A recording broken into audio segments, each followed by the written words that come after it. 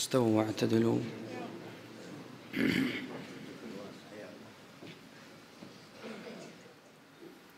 الله أكبر.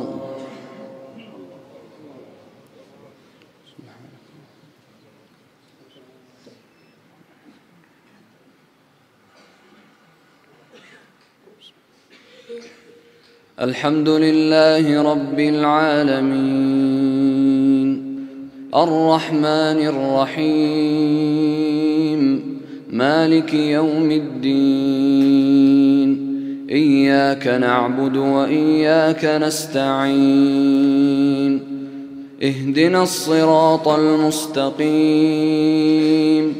صراط الذين أنعمت عليهم غير المغضوب عليهم ولا الضالين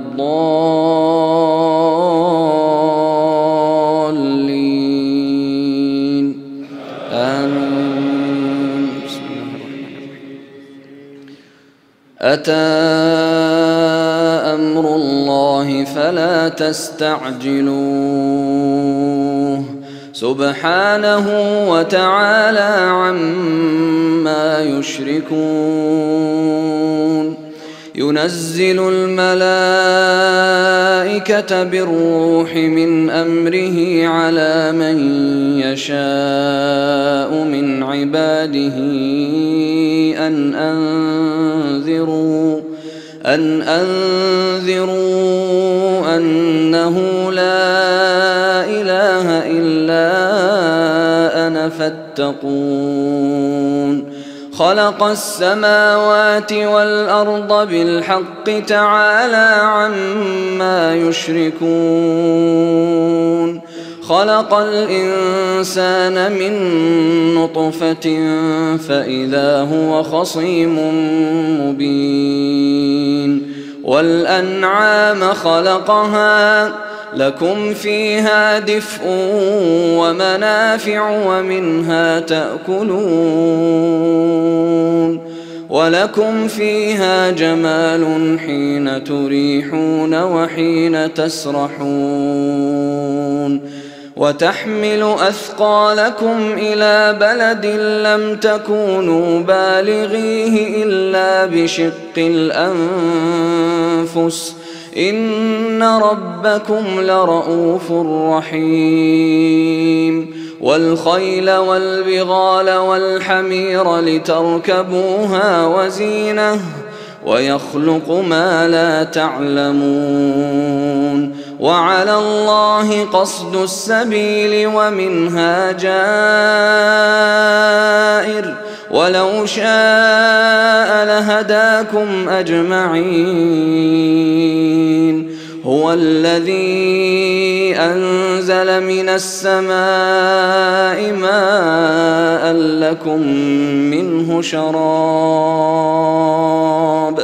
لكم منه شراب ومنه شجر فيه تسيمون. ينبت لكم به الزرع والزيتون والنخيل والأعناب ومن كل الثمرات إن في ذلك لآية لقوم يتفكرون. وسخر لكم الليل والنهار والشمس والقمر والنجوم مسخرات بأمره إن في ذلك لآيات لقوم يعقلون. وما ذرأ لكم في الأرض مختلفا ألوانه إن في ذلك لآية لقوم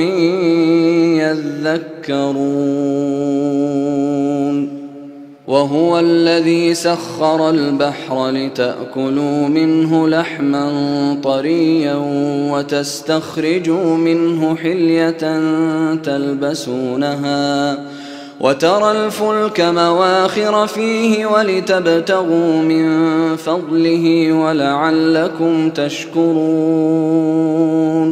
وألقى في الأرض رواسي أن تميد بكم وأنهارا وسبلا لعلكم تهتدون وعلامات وبالنجم هم يهتدون أفمن يخلق كمن لا يخلق أفلا تذكرون وإن تعدوا نعمة الله لا تحصوها إن الله لغفور رحيم والله يعلم ما تسرون وما تعلنون والذين يدعون من دون الله لا يخلقون شيئا وهم يخلقون أموات غير أحياء وما يشعرون أيان يبعثون إلهكم إله واحد فالذين لا يؤمنون بالآخرة قلوبهم منكرة وهم مستكبرون لا جرم أن الله يعلم ما يسرون وما يعلنون إنه لا يحب المستكبرين وإذا قيل لهم ماذا أنزل ربكم قالوا أساطير الأولين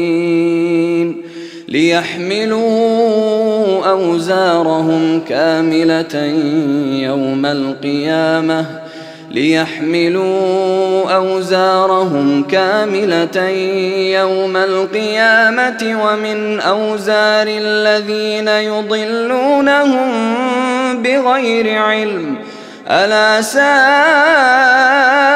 ما يزرون قد مكر الذين من قبلهم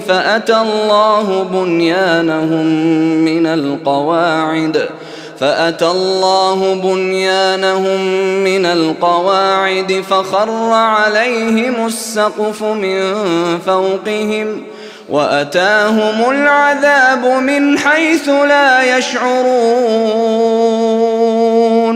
ثم يوم القيامة يخزيهم ويقول أين شركائي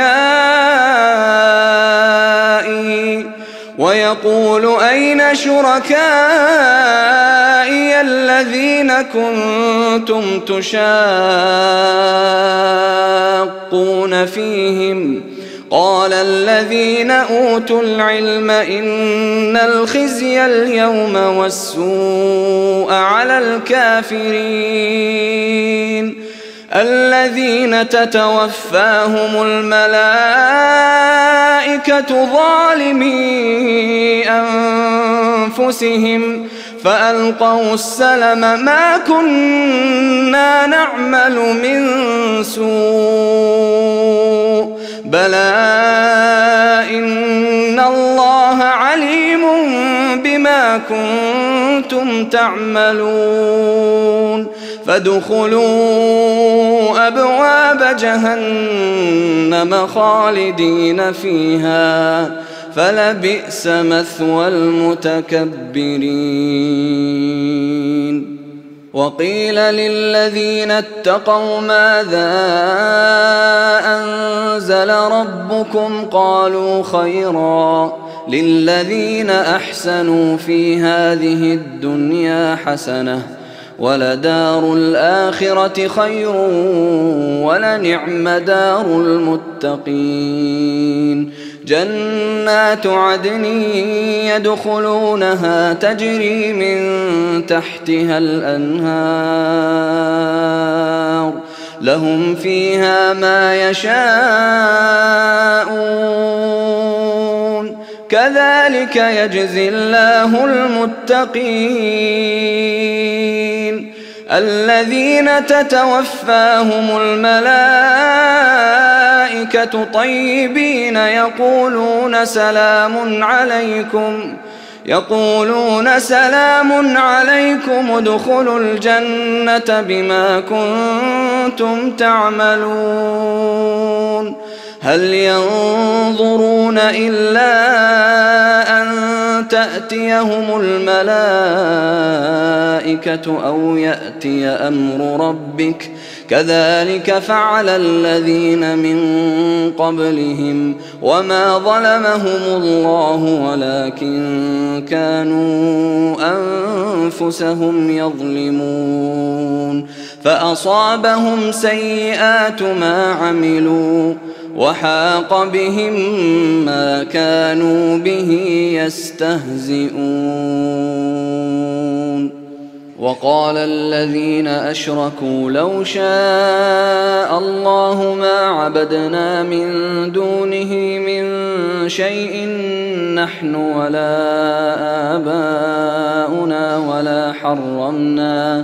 ولا حرمنا من دونه من شيء كذلك فعل الذين من قبلهم فهل على الرسل إلا البلاغ المبين ولقد بعثنا في كل أمة رسولا أن اعبدوا الله واجتنبوا الطاغوت فمنهم من هدى الله ومنهم من حقت عليه الضلالة فسيروا في الأرض فانظروا كيف كان عاقبة المكذبين إن تحرص على هداهم فإن الله لا يهدي من يضل وما لهم من ناصرين وأقسموا بالله جهد أيمانهم لا يبعث الله من يموت بلى وعدا عليه حقا ولكن أكثر الناس لا يعلمون ليبين لهم الذي يختلفون فيه وليعلم الذين كفروا أنهم كانوا كاذبين إنما قولنا لشيء إذا أردناه أن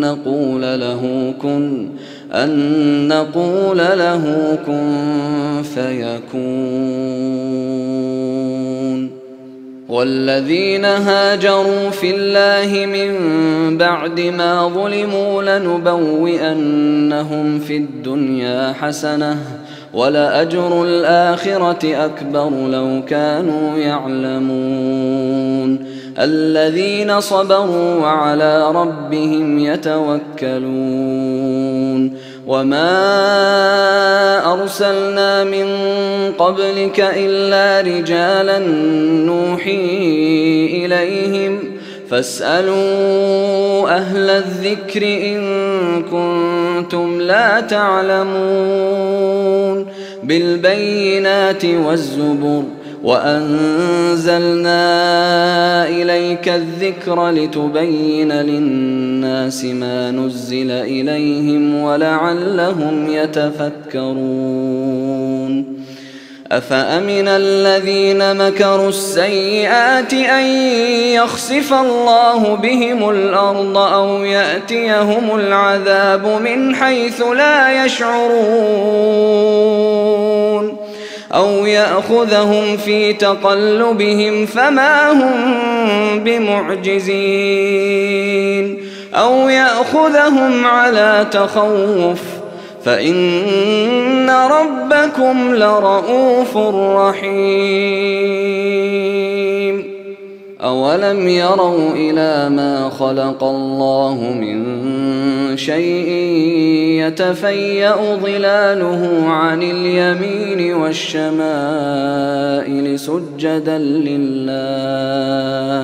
سجدا لله وهم داخرون ولله يسجد ما في السماوات وما في الأرض من دابة ولله يسجد ما في السماوات وما في الأرض من دابة والملائكة وهم لا يستكبرون يخافون ربهم من فوقهم ويفعلون ما يؤمرون.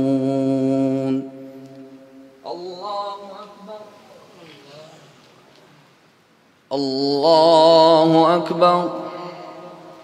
وقال الله لا تتخذوا إلهين اثنين إنما هو إله واحد فإياي فارهبون. وله ما في السماوات والأرض وله الدين واصبا أفغير الله تتقون. وما بكم من نعمة فمن الله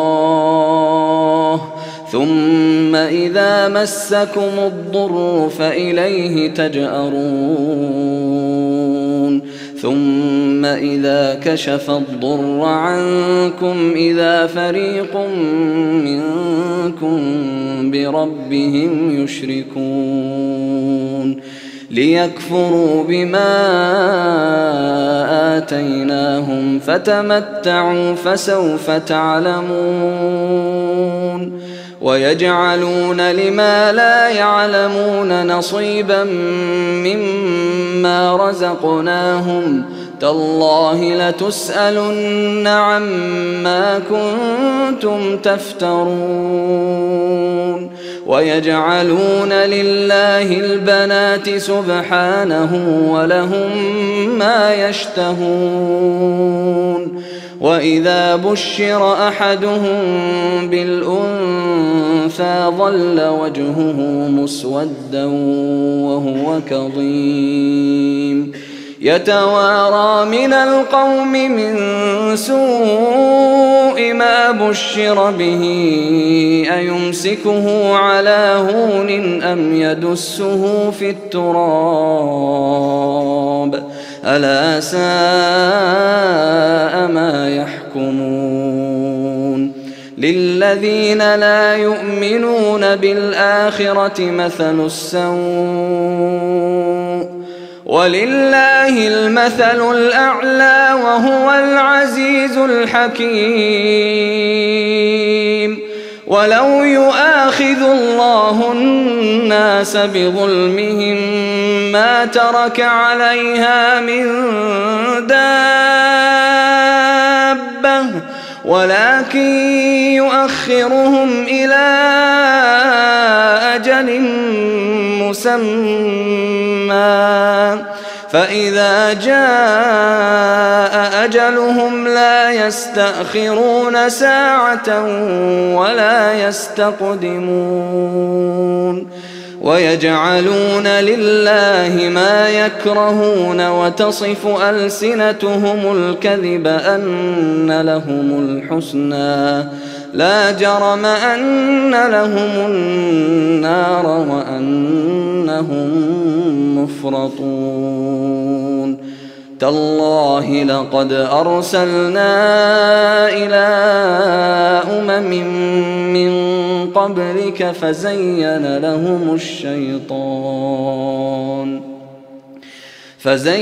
لهم الشيطان أعمالهم فهو وليهم اليوم ولهم عذاب أليم. وما أنزلنا عليك الكتاب إلا لتبين لهم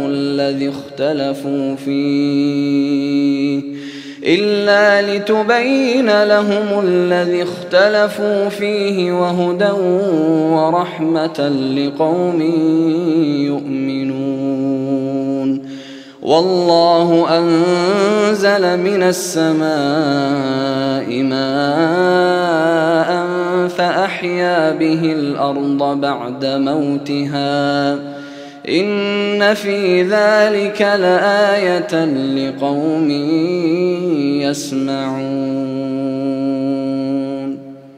وإن لكم في الأنعام لعبرة نسقيكم مما في بطونه من بين فرث ودم لبنا خالصا سائغا للشاربين ومن ثمرات النخيل والأعناب تتخذون منه سكرا ورزقا حسنا إن في ذلك لآية لقوم يعقلون.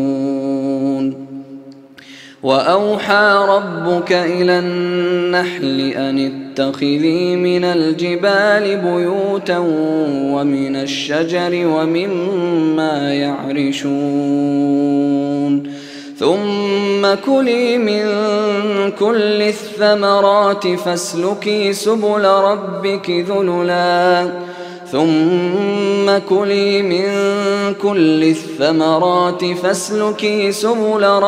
ذللا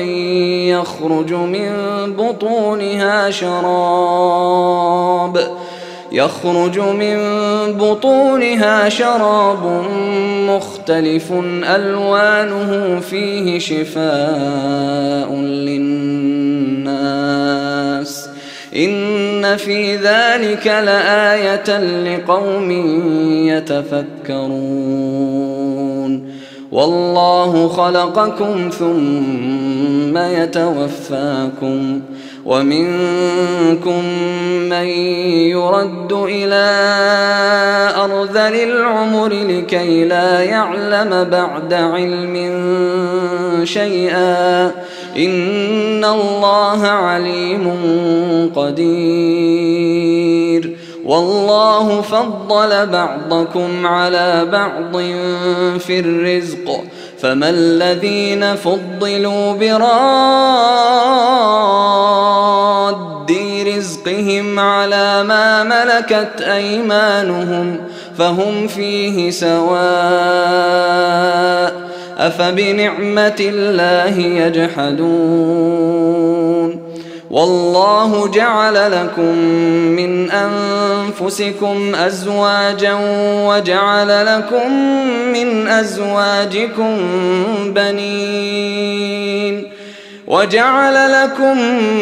أزواجكم بنين وحفدة ورزقكم من الطيبات أفبالباطل يؤمنون وبنعمة الله هم يكفرون. ويعبدون من دون الله ما لا يملك لهم رزقا من السماوات والأرض شيئا ولا يستطيعون. فلا تضربوا لله الأمثال إن الله يعلم وأنتم لا تعلمون. ضرب الله مثلا عبدا مملوكا لا يقدر على شيء ومن رزقناه منا رزقا حسنا فهو ينفق منه سرا وجهرا هل يستوون الحمد لله بل أكثرهم لا يعلمون. وضرب الله مثلا رجلين أحدهما أبكم لا يقدر على شيء وهو كل على مولاه أينما يوجهه لا يأت بخير هل يستوي هو ومن يأمر بالعدل وهو على صراط مستقيم. ولله غيب السماوات والأرض وما أمر الساعة إلا كلمح البصر أو هو أقرب إن الله على كل شيء قدير. والله أخرجكم من بطون أمهاتكم لا تعلمون شيئا وجعل لكم السمع والأبصار والأفئدة لعلكم تشكرون. ألم يروا إلى الطير مسخرات في جو السماء ما يمسكهن إلا الله إن في ذلك لآيات لقوم يؤمنون. والله جعل لكم من بيوتكم سكنا وجعل لكم من جلود الأنعام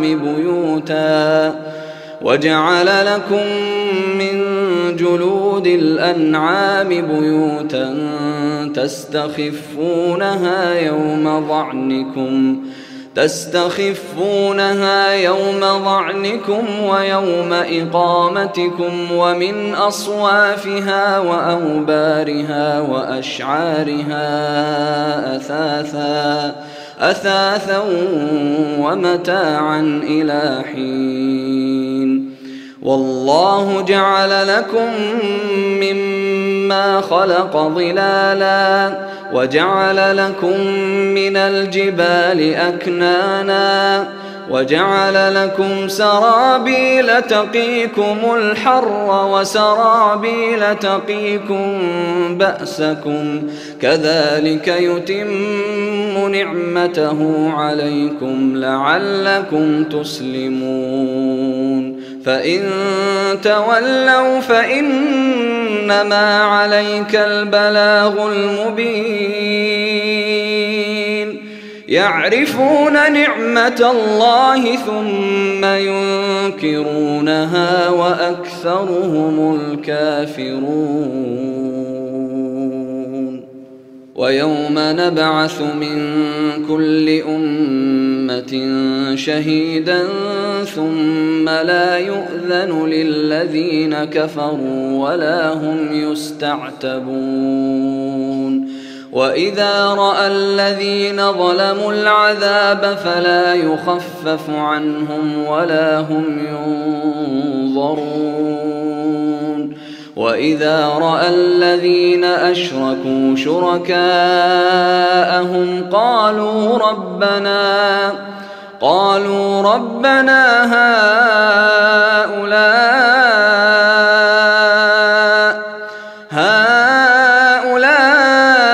شركاؤنا الذين كنا ندعو من دونك فألقوا إليهم القول إنكم لكاذبون. وألقوا إلى الله يومئذ السلم وضل عنهم ما كانوا يفترون. الذين كفروا وصدوا عن سبيل الله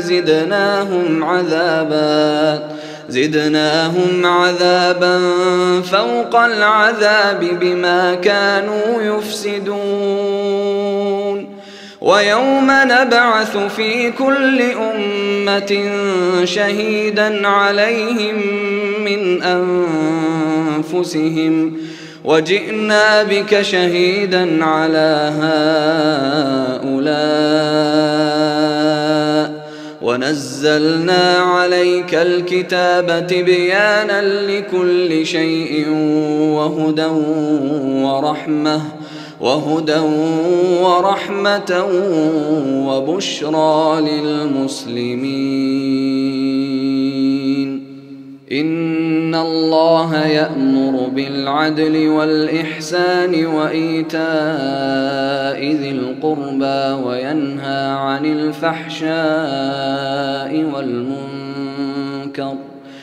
وينهى عن الفحشاء والمنكر والبغي يعظكم لعلكم تذكرون وأوفوا بعهد الله إذا عاهدتم ولا تنقضوا الأيمان بعد توكيدها وقد جعلتم الله عليكم كفيلا إن الله يعلم ما تفعلون ولا تكونوا كالتي نقضت غزلها من بعد قوة أنكاثا تتخذون أيمانكم دخلا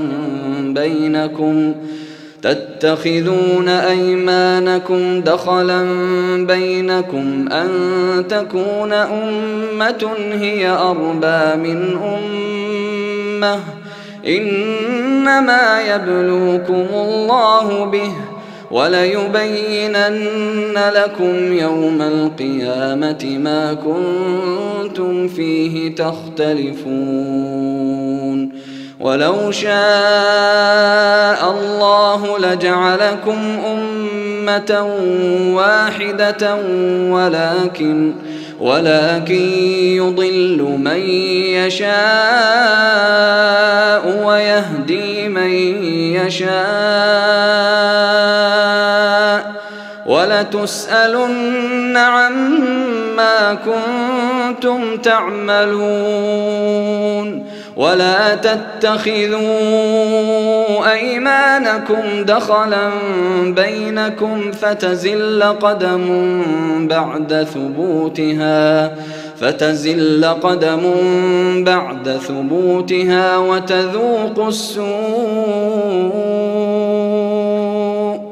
وتذوقوا السوء بما صددتم عن سبيل الله ولكم عذاب عظيم ولا تشتروا بعهد الله ثمنا قليلا إنما عند الله هو خير لكم إن كنتم تعلمون ما عندكم ينفد وما عند الله باق ولنجزين الذين صبروا أجرهم بأحسن ما كانوا يعملون من عمل صالحا من ذكر أو أنثى وهو مؤمن فلنحيينه حياة طيبة ولنجزينهم أجرهم بأحسن ما كانوا يعملون فإذا قرأت القرآن فاستعذ بالله من الشيطان الرجيم إنه ليس له سلطان على الذين آمنوا وعلى ربهم يتوكلون إنما سلطانه على الذين يتولونه والذين هم به مشركون وإذا بدلنا آية مكان آية والله أعلم بما ينزل قالوا إنما أنت مفتر بل أكثرهم لا يعلمون قل نزله روح القدس من ربك بالحق ليثبت الذين آمنوا وهدى وبشرى للمسلمين ولقد نعلم أنهم يقولون إنما يعلمه بشر لسان الذي يلحدون إليه أعجمي وهذا لسان عربي مبين إن الذين لا يؤمنون بآيات الله لا يهديهم الله ولهم عذاب أليم إنما يفتري الكذب الذين لا يؤمنون بآيات الله وأولئك هم الكاذبون. من كفر بالله من بعد إيمانه إلا من أكره وقلبه مطمئن بالإيمان، ولكن من شرح بالكفر صدرا فعليهم غضب من الله ولهم عذاب عظيم. ذلك بأنهم استحبوا الحياة الدنيا على الآخرة وأن الله لا يهدي القوم الكافرين. أولئك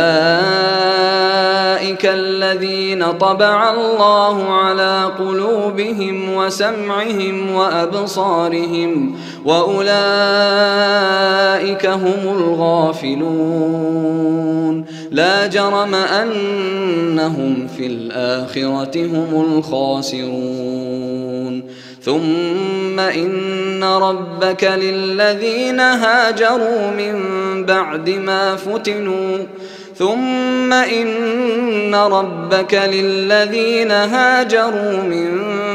ما فتنوا ثم جاهدوا وصبروا إن ربك من بعدها لغفور رحيم.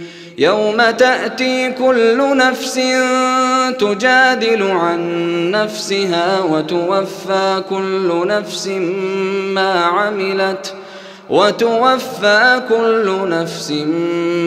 عملت وهم لا يظلمون. وضرب الله مثلا قرية كانت آمنة مطمئنة يأتيها رزقها رغدا من كل مكان فكفرت بأنعم الله فأذاقها الله لباس الجوع والخوف بما كانوا يصنعون. ولقد جاءهم رسول منهم فكذبوه فأخذهم العذاب وهم ظالمون. فكلوا مما رزقكم الله حلالا طيبا واشكروا نعمة الله إن كنتم إياه تعبدون. إنما حرم عليكم الميتة والدم ولحم الخنزير وما أهل لغير الله به، فمن اضطر غير باغ ولا عاد فإن الله غفور رحيم. ولا تقولوا لما تصف ألسنتكم الكذب هذا حلال وهذا حرام لتفتروا على الله الكذب. إن الذين يفترون على الله الكذب لا يفلحون. متاع قليل ولهم عذاب أليم. وعلى الذين هادوا حرمنا ما قصصنا عليك من قبل وما ظلمناهم ولكن كانوا أنفسهم يظلمون. ثم إن ربك للذين عملوا السوء بجهالة ثم تابوا من بعد ذلك وأصلحوا إن ربك من بعدها لغفور رحيم. إن إبراهيم كان أمة قانتا لله حنيفا ولم يك من المشركين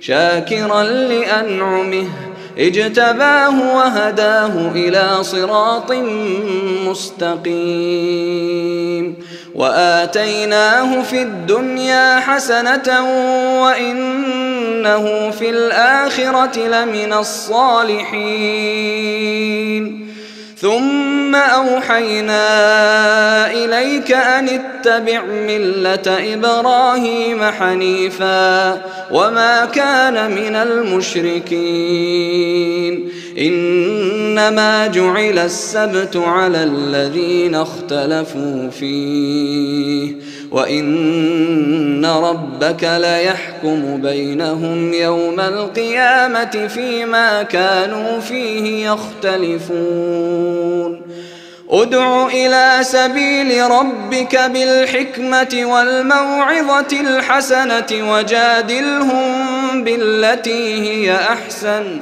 إن ربك هو أعلم بمن ضل عن سبيله وهو أعلم بالمهتدين وإن عاقبتم فعاقبوا بمثل ما عوقبتم به ولئن صبرتم لهو خير للصابرين واصبر وما صبرك إلا بالله ولا تحزن عليهم ولا تك في ضيق مما يمكرون إن الله مع الذين اتقوا والذين هم محسنون. الله سمع الله لمن حمده.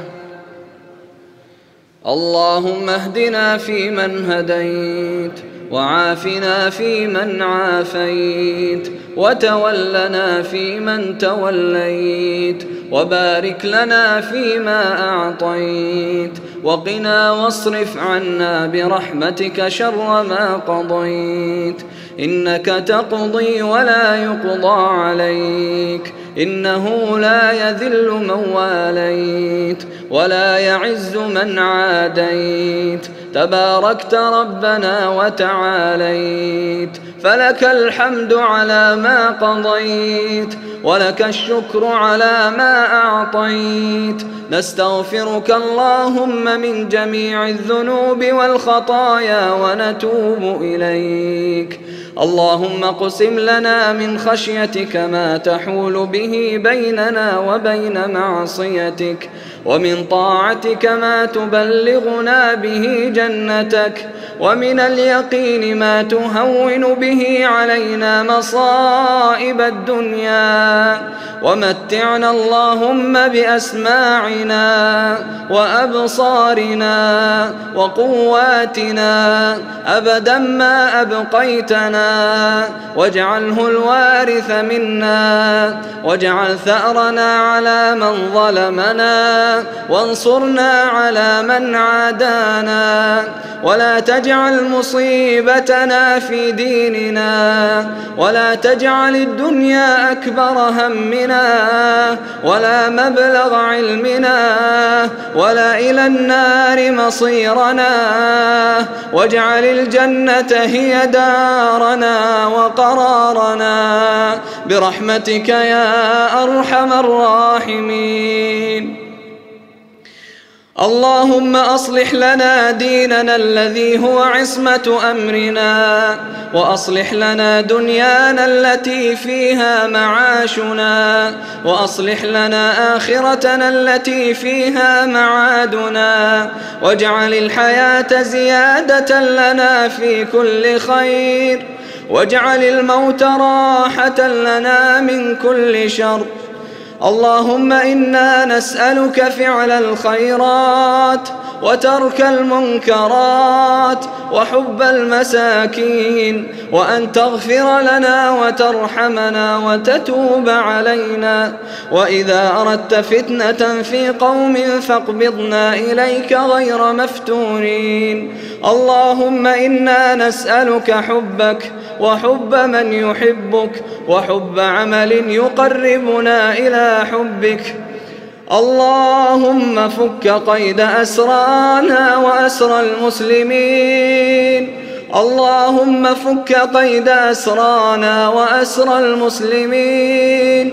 اللهم فك قيد أسرانا وأسرى المسلمين وردهم إلى أهلهم سالمين غانمين برحمتك يا أرحم الراحمين.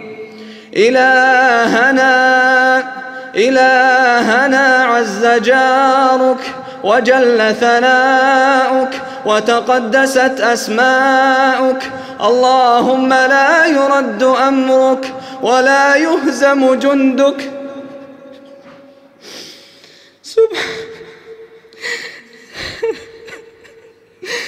سبحانك وبحمدك. اللهم أعد المسجد الأقصى إلى رحاب المسلمين. اللهم أعد المسجد الأقصى إلى رحاب المسلمين. اللهم أعد المسجد الأقصى إلى رحاب المسلمين وارزقنا فيه صلاة قبل الممات برحمتك يا أرحم الراحمين. اللهم عليك باليهود المعتدين. اللهم عليك بهم يا قوي يا عزيز. اللهم خذهم أخذ عزيز مقتدر. اللهم منزل الكتاب مجري السحاب هازم الأحزاب اهزمهم وزلزلهم يا قوي يا عزيز. اللهم انصر إخواننا المستضعفين في كل مكان. اللهم انصر إخواننا المجاهدين في الشيشان. اللهم انصر إخواننا المستضعفين في كل مكان. اللهم يا قوي يا عزيز ربنا أنت عضيدهم وأنت نصيرهم وبك يقاتلون. إن تنصرهم فلا غالب لهم وإن تخذلهم فمن ذا الذي ينصرهم من بعدك. اللهم أعز الإسلام والمسلمين وأذل الشرك والمشركين ودمر أعداء الدين واحم حوزة الإسلام يا رب العالمين. اللهم وفق إمامنا لما تحب وترضى وخذ بناصيته للبر والتقوى. اللهم وفقه لهداك واجعل أعماله الصالحة في رضاك وهيئ له البطانة الصالحة الناصحة التي تدله على الخير وتعينه عليه. اللهم أنت الله لا إله إلا أنت الغني ونحن الفقراء. أنزل علينا الغيث ولا تجعلنا من الآيسين. اللهم أغثنا اللهم أغثنا اللهم أغثنا. اللهم سقيا رحمة لا سقيا عذاب ولا هدم ولا غرق. اللهم إنا نسألك الهدى والتقى والعفاف والغنى. اللهم اجعل القرآن العظيم ربيع قلوبنا ونور صدورنا وجلاء أحزاننا وذهاب همومنا وغمومنا. اللهم ذكرنا منه ما نسينا وعلمنا منه ما جهلنا وارزقنا تلاوته آناء الليل وأطراف النهار على الوجه الذي يرضيك عنا. اللهم إنا نعوذ برضاك من سخطك وبمعافاتك من عقوبتك وبك منك لا نحصي ثناء عليك أنت كما أثنيت على نفسك. وصل اللهم على نبينا محمد وعلى آله وصحبه والتابعين. الله